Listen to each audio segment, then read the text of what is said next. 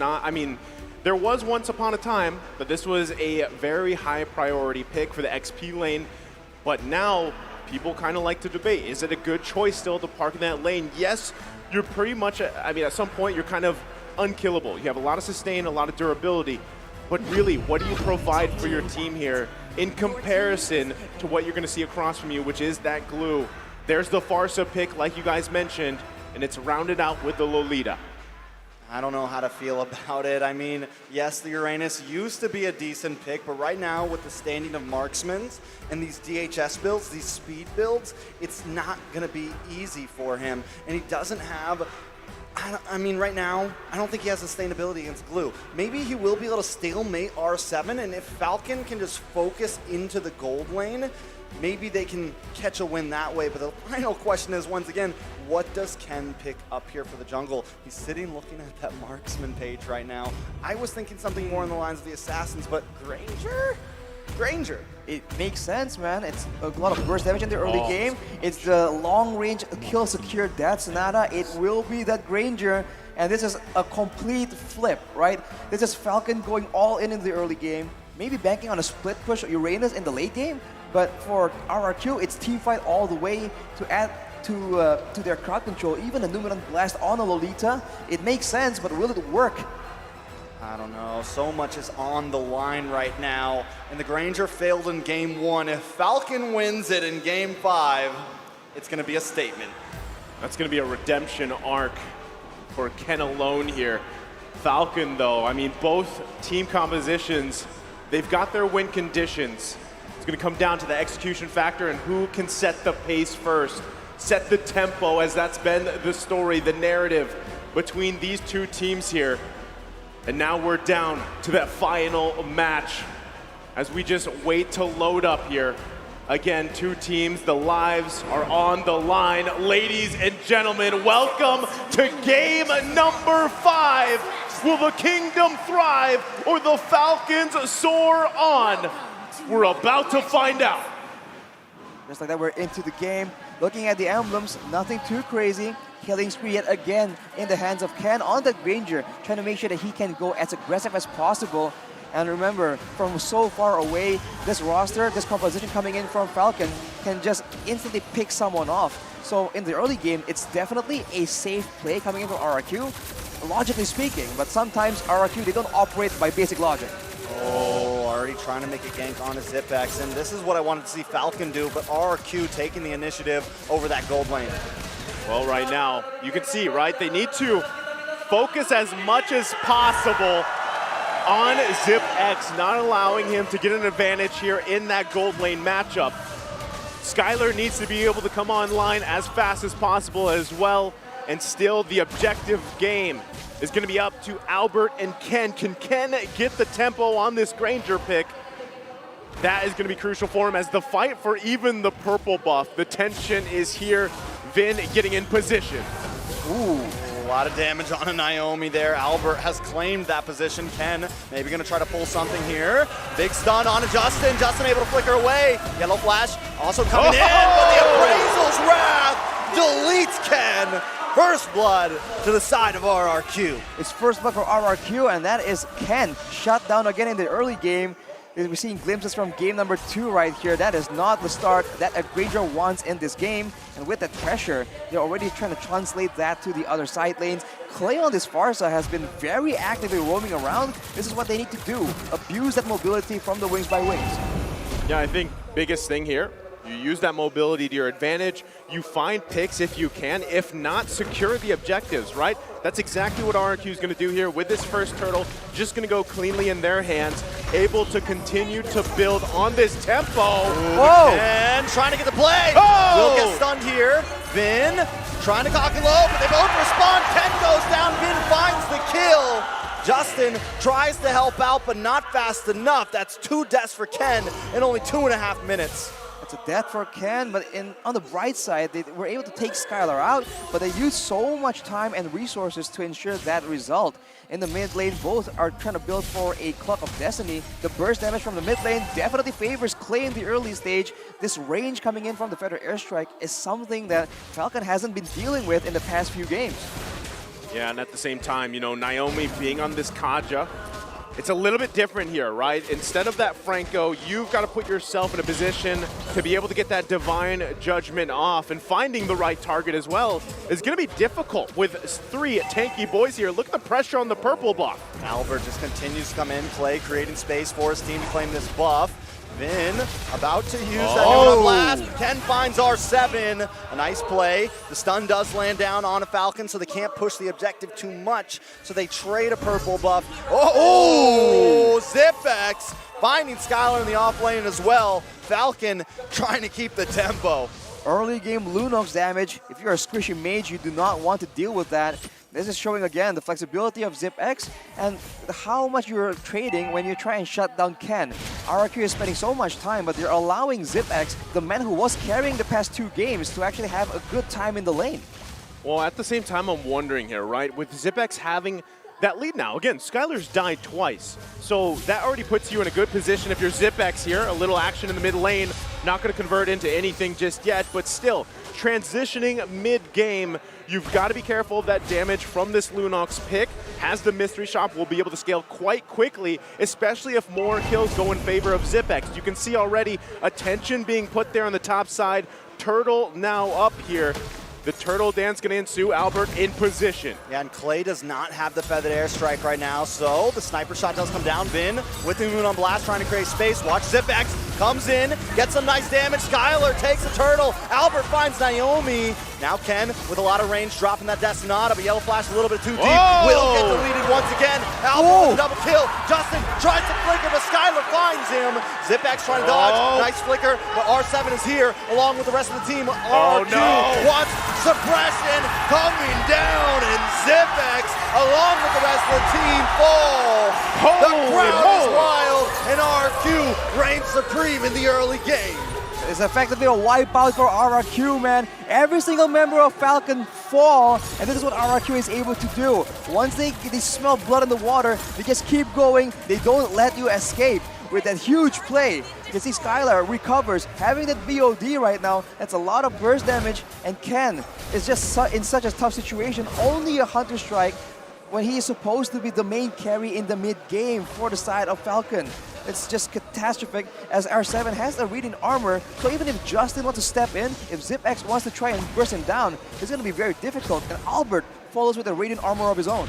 Not only that, but the whole fact that, you know, Skylar was struggling a little bit, but that whole interaction just put him in a great position. And at the same time, now Albert being even tankier with this lead here, he's 1,000 gold ahead of Ken. It's even going to be more difficult to get past Albert, get to the objectives. Conceal play coming out. They're still putting pressure here on the nest of the Falcons. Yeah, it's looking very rough for Falcons right now, with already it being almost 4,000 gold deficit for them. Another turtle's going to be up in 20 seconds. Oh, no. Watch out, Ken. Almost gets stunned. A nice dash away, though. Now Naomi's going to hold the front side. Nice Renner shot onto Zipex, and the range of RRQ right now is too much for the Falcons to handle. Keep in mind, later on in the game, there is a Lolita in the hands of Vin. That Bulwark is going to block a lot of damage, but look at that. That's going to be it. A nice pick. R7, though, doing a great job of surviving. What? It's not it. Zipex comes out of the clutch and finds him.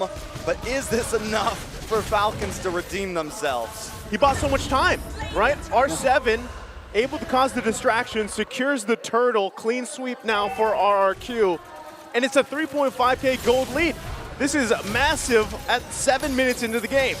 And they're still not stopping anytime soon, man. This is what they do. They just press on the tempo, and they have to be careful, though. Naomi can still very easily go for a pickoff, but for now, they are in the jungle of Falcon, taking control of the Falcon's nest. I mean, at this point, I don't even think Naomi can go for the pickoff. The moment he dives in there, if he does not find Skylar, he is going to get instantly shredded.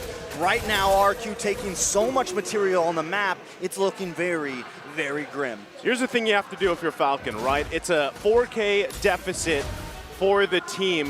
You're going to have to wait. Most likely, it might even be better just to give up that first Lord. Let RRQ take it. Do your best to defend. You need to allow yourself for Ken to catch up a little bit here, and as well as Zipex. That's your main damage dealers. This is the downside of having a mage in the gold lane, right? Oh, charge up though. They get the flicker out from, actually no, Justin just dashed out of that. So they get the Nuno Blast out, but still, by the time the Lord comes up here, they're gonna have it available. Conceal though.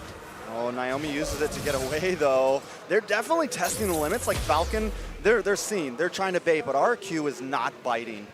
They're just like making sure that they go for the right engage. And honestly, if you're RRQ, you don't have to do anything too crazy. You have all the range to work with. The snipe coming in, you can usually use the feathered airstrike to just chip away at the HP bars of Falcon. As long as you get the right target. I mean, Ken, Justin, and ZipX are all vulnerable to just getting bursted down. And if Yellow Flash or Naomi wants to try and do anything about it, there's DPS as well. This is why the balanced composition of RRQ is just so much more dangerous in the mid game unless Falcon got ahead. Well, right now they're going to focus here.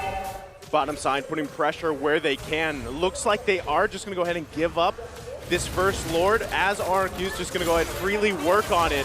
So Falcon just trying to find any type of win they can across the map, and right now there has to be space.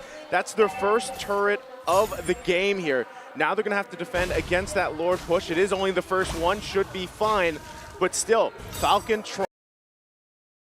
Albert, can Falcon actually respond to that and actually react to that clash down from RRQ, Arashi? I feel like the only real solution here is to try and take out Skylar and then try and win out by way of DPS, because they do have a quote-unquote marksman in the jungle and they have a solid gold lane in form of ZipX, so they can still try and do that like they did in the previous game. And look at that burst damage though. That is insane, and this is the range. This is the problem.